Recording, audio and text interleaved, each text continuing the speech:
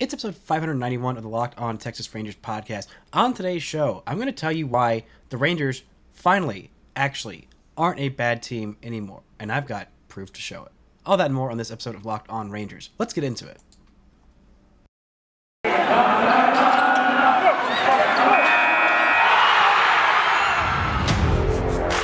You are Locked On Rangers, your daily Texas Rangers podcast.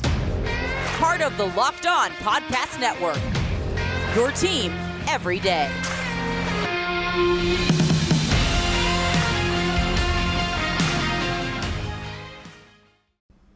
You are Locked On the Texas Rangers. I'm your host, Bryce Patrick, host of the Locked On Texas Rangers podcast, a crippling Texas Rangers baseball addict since 2010, here to bring you this show. Thank y'all so much for making Locked On Rangers your first listen every single day. If you're not already, go ahead and follow me on Twitter at Bryce Patrick. Follow the show at Locked On Rangers and subscribe on YouTube, where thanks to Zach, my top favorite person of the day, who pushed us over the top to become our 800th subscriber on YouTube. Thanks to Zach and all 799 of you out there who have subscribed on YouTube, and to the thousands more who eventually along the way will come to subscribe to this show one way or another, whether they like it or not. But you know what I do like? I do like what the Rangers did last night to the Kansas City Royals. The Rangers beat down the Royals. It was much closer than it looked. It looked much closer than it was. The Rangers dropped a 3 spot on the Royals in the bottom of the first inning, and it didn't feel like the Royals could do much since then. Their offense has been lifeless, listless, terrible. I just talked with Rylan Stiles, host of the Locked On Royals podcast, on Tuesday's show about how bad the Royals offense has been to start this season, and one of the upsides he talked about was how good their 2 starting pitchers have been in old Zach Greinke and one Brad Keller, who the Rangers were able to get to in a pretty bad way in Tuesday night's game. It was a multi-home run game for Corey Seager, who, you know, I haven't been super duper happy with what he's done so far. He's been good. But I think part of that is because I keep not putting in context of how bad offense has been in baseball so far. Right now he's got a 726 OPS, which is an OPS plus of 116. So he's been about what I expected, about what I wanted, about 15 to 16% better than the average player at his position. He's got 6 home runs now on the season to lead the Rangers. Next closest is Adolis Garcia, who is sitting there at 4, and then a several-way tie for third place with 3 in Mitch Garver, Brad Miller, and Jonah Heim. Speaking of Mitch Garver, I talked a little bit about it just very briefly on yesterday's show, but the Rangers have some roster moves that have happened. Not all of them have been super great. It happened on Tuesday. Mitch Garver's placed on the 10-day injured list, retroactive to Monday, with a right forearm flexor muscle strain. That's a little concerning. It'd be a little more concerning if he was a pitcher. It's in his right arm, so it's in his throwing arm. So maybe he might not be catching as much this season. Maybe they might lean a little bit more towards Jonah Heim, who has been fantastic, and I'm probably going to get into him a little bit more in a minute when I talk about how great Jonah Heim is and how bad offense has been. But that's a little bit concerning. They called up Sam Huff. He is going to start tonight's game literally like an hour or two after I released this episode. Spencer Patton was sent to AAA Round Rock on injury rehabilitation assignment, so that is great. And then as of today, Matt Bush is the scheduled starter. I'm assuming he's going to be an opener for Colby Allard, who was brought up, recalled from Round Rock because they optioned him a little bit early before they closed those the window for getting, you know, your players down to the 26-man roster as opposed to 28-man roster is what I'm looking for. They optioned Zach Rex, which is kind of a shame because I didn't expect him to be called up, but Rex has done pretty well in his time here so far. Like, you know, fine enough for about what we expected him to do. Still, I don't think he's had his first major league home run at this point, but at a 643 OPS, looked fine. He was fine. And that was about what the Rangers needed him to be, was just fine. It was just a little bit frustrating when he came up and Willie Calhoun was optioned because Rex wasn't doing anything absolutely out of this world. But I don't know if Colby Allard is going to stay on this roster after this. I don't know if this is like a spot start thing or if this is where he's going to be. Because when it comes to Rangers longmen, the only longman that the Rangers really need, the only one that they're actually using to be a longman, not the guy who they signed in, you know, Garrett Richards to be the quote-unquote longman, has not gotten more than 2 innings and has been aggressively just fine. But Brock Burke, who has been incredible. I didn't talk too much about what he did against the Yankees yet, but that outing on Monday was absolutely incredible. Like, absolutely incredible. The spot he came in, his final line for that game, it's not nearly as impressive as it was. The context in which he came in, 2 2/3 innings, 1 hit, 1 walk, and 5 strikeouts. Some of his external numbers, like, I know it's small sample size and everything, but it's kind of insane. In terms of strikeout rate, he's in the top 3% of baseball. But in terms of swing and miss, he's in the bottom 17%. So he's not getting that many swings and misses. But every time he is, it's a strikeout. It's absolutely incredible. His chase rate, no one's chasing him. They're not barreling him. They're not hitting the ball hard against him. His expected ERA, average exit velocity, expected WOVA, walk percentage, fastball. Like, it's all really, really stinking good. This guy has been a revelation for the Rangers. He's only 25 years old. You know, I had some thoughts about maybe you want to try him as a starter, but, like, if it's working now, let the sleeping dog lie. Let him be absolutely amazing in this role, because he is amazing in this role. And, you know, I'd rather have him go for longer relief outings than Colby Allard, but if they want to just go throw Allard out there against an offense that's been this horrible, I don't think it's that much of a risk. I mean, obviously, I don't love that much of what I've seen from Allard this season and the past, 3-4 seasons that he's been with the Rangers, but, he should be fine. It's fine. It's a spot start. It's a weird week where the Rangers have 8 games this week after having, I believe 4 last week, because of all those rainouts in the doubleheader. It puts the starters in a weird position. You're going to have at least one of the games like this. You might as well do it in the middle of the week against a lineup as weak as this Royals lineup, as opposed to waiting for the weekend to do it against Boston. Actually, I literally don't think you have a choice. You kind of have to do it right now, because it's about when you're circling through that rotation. So we'll see how it works out tonight. I'll talk a little bit more about that on tomorrow's podcast. Hopefully it will be another great game, another fun thing to talk about. And then on Friday's show, I've already recorded with Locked On Red Sox host Lauren, and it was a great episode, so that'll be out for you in your feeds on Friday morning, bright and early. I'll also talk a little bit more about the prospects that are coming up, including Sam Huff, who is going to be playing in this game and what he's done in the minor league so far this season. But I'm going to talk a little bit more about this game that happened on Tuesday night, and a little bit more about some Rangers Hall of Famers. They announced their 2 Hall of Fame inductees for this 2022 class. I'm going to get into all that and more. But first, this episode is brought to you by, of course, LinkedIn. With spring in the air, it's time for renewal and growth, personally and professionally. As your small business grows, LinkedIn Jobs is here to make it easier to find the people that you want to talk to faster and for free. Create a free job post in minutes on LinkedIn Jobs to reach your network and beyond, the world's largest professional network of over 810 million people. Then add your job and in the purple hiring frame of your LinkedIn profile to spread the word that you're hiring, so the network can help find you the right people in no time. They've got simple tools like screening questions that make it easier to focus on the right candidates with the right skills and experience, so you can quickly prioritize who you would like to interview and hire. It's why small businesses rate LinkedIn Jobs #1, delivering quality hires versus leading competitors. LinkedIn Jobs, it's hiring, helps you hire the candidates you want to talk to faster. Did you know every week nearly 40 million job seekers visit LinkedIn? Post your job for free at linkedin.com/LockedOnMLB. That's linkedin.com/LockedOnMLB to post your job for free. Terms and conditions apply. Thank you all so much for making Locked On Rangers your first listen every single day. Now, if you want to make your second listen, the Locked On Now podcast, go check it out. It's got recaps of MLB games with analysis from local experts, taking fans through the season like no other network. It's free and available wherever you get your podcasts. Now, let's look a little bit more into this Tuesday night game against the Royals. And it was another fantastic game by Martin Perez. Absolutely fantastic. 6 1/3 innings, 5 hits, 4 runs allowed. Only one of those was earned.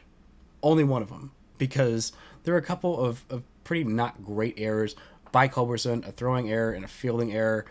Just not a super great day for him defensively at third base, but he struck out 6. The strikeout stuff was really working for him this one. Not something that he's done a whole lot. He has been fantastic at knowing himself. This is like, this is what you imagine. This is like the best case scenario that you imagined for Martin Perez when he came back, is becoming that crafty lefty, that guy who knows who he is, knows how to get batters out, doesn't have the nastiest stuff, though he did break out 95 late in the game and a four-seamer, which, by the way, he's throwing his four-seamer even less than he ever has in his career. And I think that's part of why he's being able to be so successful, is that he was relying on it too much and it wasn't that great a pitch. But when he busted out 95 way late in the game, you're like, huh? This guy who's been sitting 90 to 93 just cranks back and throws 95 in the seventh inning. Yeah, that'll tend to be pretty effective. But it was a nice game from him, a multi-home run game by Corey Seager. Goes Apo Taco in that first inning. The Rangers, take advantage of some timely hitting by, of course, none other than Cole Calhoun, who slaps a little single into, I believe, right field and scores a pair, gets the Rangers 3 on the board. And, when the Rangers are scoring early, that is when they're doing their best work. They are incredibly effective when they are scoring early and often. And that has been, one of the bugaboos for when their offense is not going. It's they don't get going early, and so they don't get going middle, they don't get going late. Like, it's if things don't get started early, then this offense tends to sputter out a little bit quicker than it would in other times. But a multi-hit game from Brad Miller, much needed from him. Nick Solak had a double, his first of the season. And again, home runs number 5 and 6 from Corey Seager, which this guy absolutely loves hitting Globe Life Field. He absolutely loves it, and so hopefully that will pay off and the Rangers can actually start winning at Globe Life Field, because if Corey Seager is his Corey Seager-ness at home, then maybe the Rangers will start winning some more baseball games. But another great thing from Nick Solak was a couple of stolen bases from him. He's been pretty aggressive on the base paths, as is Eli White, had his 4th stolen base of the season. By the way, Eli White, I got to give him some credit. I have not given him very much credit at all this season, or really that much in his career, but at this point he is the number 5 Baseball Reference WAR leader for the Texas Rangers, right behind, here's the top 3. It goes Jonah Heim, of course, at 1.1, Corey Seager at 1.0, Martin Perez at 0.7, Matt Moore, at 0.6, and then Eli White also tied at 0.6, sitting there in 5th, right ahead of Dane Dunning. He has been really good this season. Defensively, we always knew that he was fast. He had a pretty decent glove in pretty much every single part of the outfield. But the bat has been, good. It's been good.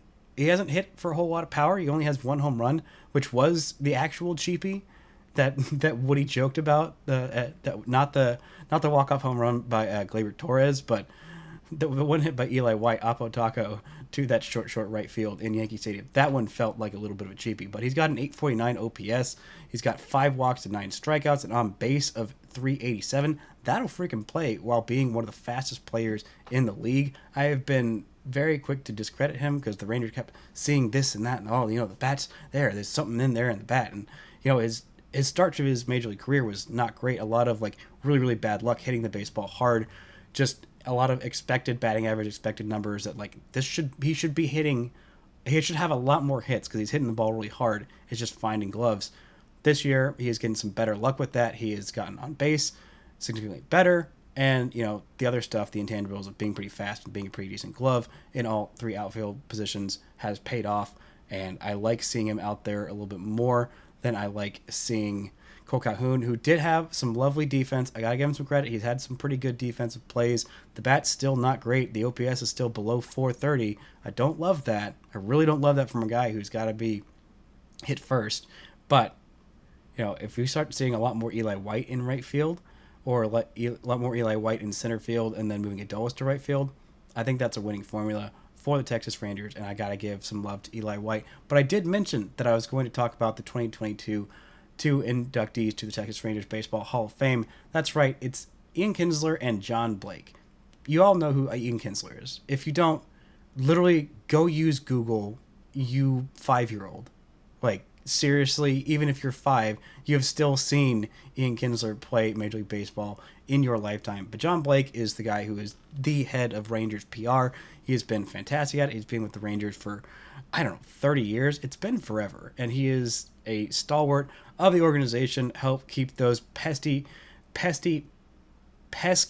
good Lord, beat writers in line and media people in line. He is a huge pillar of this organization, great guy, beloved throughout the franchise for many, many years, taking a less everyday hands-on role, now more administrative.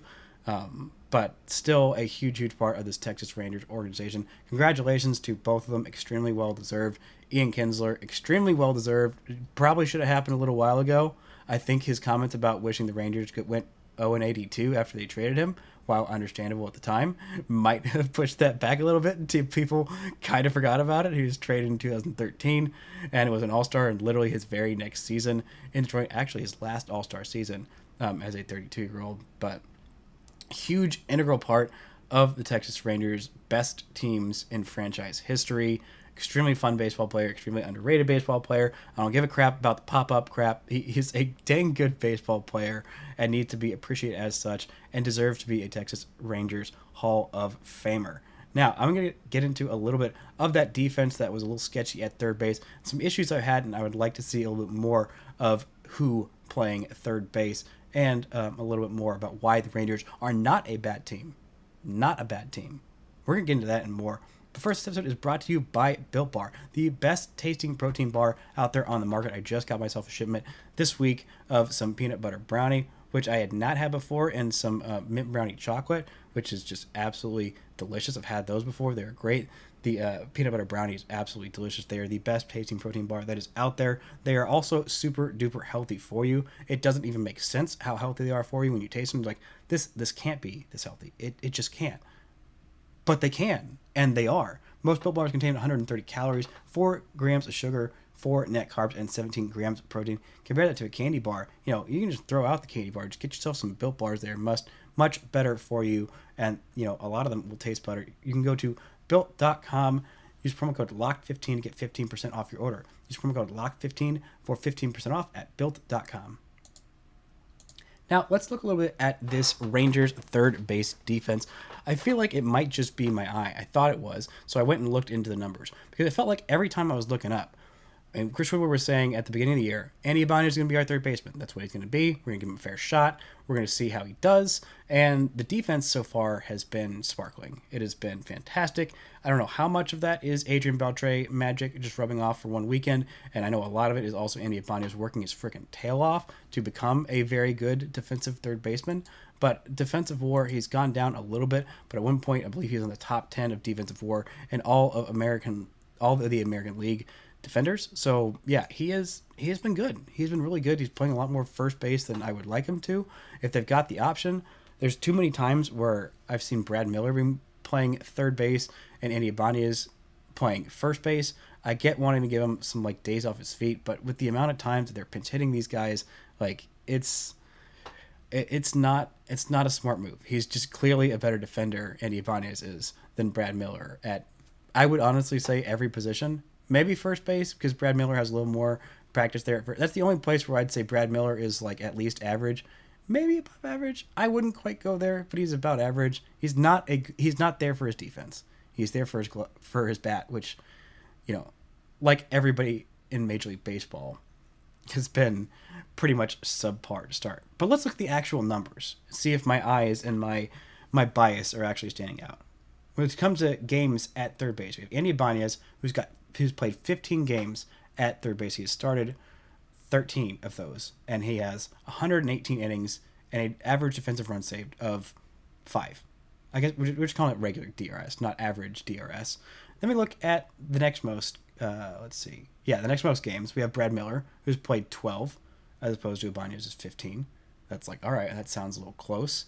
He's only started 6 of those games, though. He's only played in 63 innings versus Ibanez, who has 118, so about half. But, like I was saying, Brad Miller has a -1 DRS through those 63 innings and is significantly worse than Andy Ibanez. But it's not as big a deal. It's not like they're getting more than him. I don't know. And we also have Charlie Culverson, who's playing a lot of third base. And as much as I have not really super duper loved what I've seen from Culverson, who's got a 552 OPS at this point after a really hot start to the season, still doesn't have a home run, which, you know, you could also say that about, well, a couple other guys, unfortunately, at this point. But, yeah, look at Culverson. He's played in 11 games. 9 of those have been starts, 66 innings, and exactly 0 DRS. He did have a 2-error game, and I don't know. It might just be literally that one game. I just would like to see Andy Ibanez out there a little bit more. By the way, Andy Ibanez had a really great play on Monday at first base. Who I think I looked at his when I was looking at his defensive numbers that it said he had a negative DRS at first base, which I don't think has been the case. He's been pretty darn good defensively at first base. He had this really tough play at first base, turning a double play basically by himself, had to tag out the runner. I think it was Giancarlo Stanton, but made a great play to actually get him when he was trying to avoid him, and then either make the tag at the actual base at first himself or make the throw. Can't remember exactly what it was, but I know he turned the double play basically by himself. It was extremely impressive. I've loved what I've seen from him defensively so far. Again, I feel like I'm saying the same exact thing. He does at least have a home run this season, which sucks that that's more than Marcus Semien. Hopefully if they fix their stupid baseballs, if MLB even cares, which I don't know that they freaking do, about how bad the offense has been so far, which just freaking, I just want them to care. Even if they don't fix it, I just want them to give the slightest care about really anything in their stupid product. That's a whole nother conversation for another day. But hopefully the baseballs will be fixed and we'll get some actual offense. It's nice to see the pitching going so well. And I don't know how much the Rangers' good pitching has been helped by the baseball being deader than a frickin' doornail. But I think Martin Perez and Dane Dunning, well, more so Perez, I think that he is actually fixing things and, actually pitching this well and is not being helped all that much by the super deadness of the baseballs. But what I do want to get into is how the Rangers aren't bad. We have a large enough sample size that, the first 2 weeks honestly felt like this might be the worst team in baseball. Felt absolutely horrendous. Now we know that's the Reds. No one's going to catch them. They've already locked that away about a month into the season. The Rangers are not going to be as bad as the Reds. But their last 8 games heading into this Wednesday night contest have been straight up good. They've been actually good. They held their own against the Blue Jays. It was much closer of a series than it felt like it had any right to be, especially with how bad the Rangers pitching was and how badly the bullpen and starting, everything just felt like they got brutalized by those Blue Jays teams in those first 3 games. And the Rangers offense was able to keep up with them as well and put some numbers on a really good Blue Jays team who did, again, just get kind of brutalized in the last couple of weeks by the Yankees in 2 different series. But in the last 8 games, the Rangers are 6-2. They have a 4-game winning streak in that span against 2 actual legit contenders, one team that literally just won the World Series. And of course, they started this right after the day that I saw them in person for the first time, which I think is kind of petty and spiteful. And while I hate it, I also respect the pettiness and their commitment to it, because there's something to that, and it's really nice that they have that. I wish it wasn't against me. I wish it was against, some other thing. But anyway, they have a 4-game win streak, 2 pretty good wins against the Phillies in Philadelphia, a road trip where they had a weird 3-game series against the Yankees. But, it felt kind of bad. It felt tough to be playing the Yankees. They had just ended that 11-game winning streak. They had just lost going into the Rangers series. But the Rangers only won 1 of those 3 games. But you look at the total runs, the Rangers only allowed 5 runs, and they scored 5 runs. The Rangers, run differential-wise, is basically a tied series with the Yankees, who, again, just absolutely annihilated the Blue Jays, who I had as my World Series pick at the beginning of the year, which I still feel pretty good about. They're still a really good team. The Rangers should feel really good about that. And they just beat the snot out of the Royals. Hopefully they will continue to do that for this game and for the next game, or at least just beat them. And then this weekend they have a Boston Red Sox team that is struggling to find themselves, and the deadness of the baseball is absolutely killing them because their starting pitching has not been nearly as good as at least I thought, and their hitting has been absolutely atrocious so far. So, the Rangers, this is the time to get themselves up. The Mariners at this point, they might not end up losing this game that I'm looking at. But if the Mariners do end up losing this game, which they're losing right now to the Phillies, and the Rangers win tonight against the Royals, which hopefully they will and should do, then the Rangers would be in 3rd place in this division, which would be better than I hoped for. Right now, they're in 4th. They're solidly in 4th with a 12-16 record. Oakland's bottom is falling out and will continue to fall out. Hopefully they won't win 12 more games than they're supposed to this year like they do every freaking year. But yeah, right now, if the Rangers are battling with this really talented Mariners team for third place in the division. And the Angels, I don't know what has gotten into them. They have been absolutely incredible to start the season. One of the best teams in baseball, which I was a little higher on than most, but still, I think I still called them pretenders. But if the Rangers finish third in this division, that is a hugely successful season. Unless like the Mariners are finishing with some super losing record, which they're not going to do. So the Rangers should be around 500 if they finish in third place. I don't think they will, and I don't think that that's a bad thing if they do, because the Mariners spent a lot. Well, they have a lot more. Their timeline is more now. It's a lot more now than the Rangers is, despite spending more. The Rangers still don't have that many young guys that are, they don't have a Julio Rodriguez and a Jarred Kelenic that are coming up right now. They don't have a Logan Gilbert and George Kirby that are like up like right now. Like they still got some of those guys like Jack Leiter and Cole Winn that are going to be, maybe later this year, probably next year kind of guys. And same with Josh Young as well. So if the Rangers are competing in that range, I feel solid in saying that they are not a bad team. Last 2 weeks have felt like them looking more like themselves. Hopefully, if Marcus Semien can figure out how to hit the deadest of dead baseballs, and Corey Seager can continue to absolutely mash at Globe Life Field, and maybe Jonah Heim, who, by the way, it bears repeating, Jonah Heim still has an OPS over 1,000 at 1085 at this point, and on base over 460, batting over 350, and slugging over 600, while the baseball is deader than a doornail. Like, those numbers keep impressing me every time I see it, and the more I think about it and how badly everybody else is hitting while Jonah Heim is absolutely crushing it is a hugely good thing at this point, and makes the injury to the primary catcher, Mitch Garver, a little bit more livable. So hopefully we can see more of that and more proof that this Rangers team is not bad. Hopefully at least a series win, if not a series sweep, head in to Boston, kick their teeth in while they're down, and establish yourself as an aggressively not bad team. Because that's all I wanted for you this season. And, that's all it would take to make me happy. Just have a not bad team, because that's where I think this Texas Rangers squad finally is. Thank y'all so much for making Locked On Rangers your first listen every single day. I'll be back on tomorrow's episode to talk about some prospects. Jack Leiter's best start of the season. I still have not really talked about it, except for very briefly on Tuesday's episode. Then on Friday, I'll be back with Lauren of Locked On Red Sox to preview this weekend series. A little bit more of that. But for your next listen, now make it Locked On MLB. Paul Francis Solon. Please call him Sully. He gives you his unique perspective on the major leagues, both past and present. It's free and available wherever you get your podcasts. Y'all, thank you so much for listening, and until next time, don't forget to enjoy baseball.